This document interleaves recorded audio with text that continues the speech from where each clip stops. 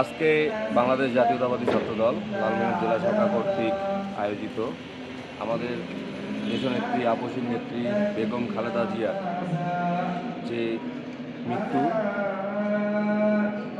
তার মৃত্যুর শোকে আমরা সবাই শোকাহত।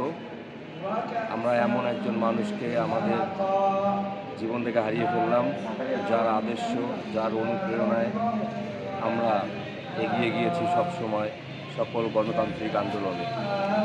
বাংলাদেশ বিনির্মাণে যার ভূমিকা ছিল অপরিসীম, সেই প্রিয় নেত্রীর আত্মার মাগফিরাত কামনা করে আজকে আমরা কর্মসূচি ঘোষণা করেছি বাংলাদেশ জাতীয়তাবাদী ছাত্রদল লালমনিরহাট জেলা শাখা। আমরা আজ সকাল থেকেই এতিম যে হাফেজ আছে তাদেরকে নিয়ে এসেছি, তারা আমাদের সাথে রয়েছেন। তারা কোরআন শরীফ অধ্যয়নরত।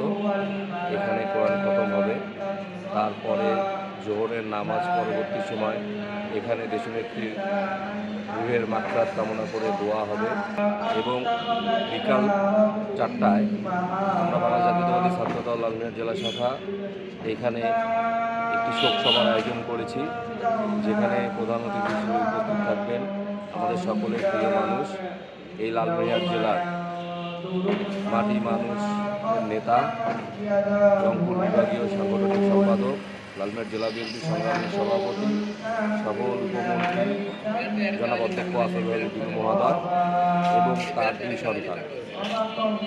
এরপরে আজকে আমরা এখানে দেশনেত্রীর জন্য দোয়া করব এবং দোয়ার মাধ্যমে আজকের আমাদের যে কর্মসূচি সারাদিন ব্যাপী সেই কর্মসূচি সমাপ্ত হবে।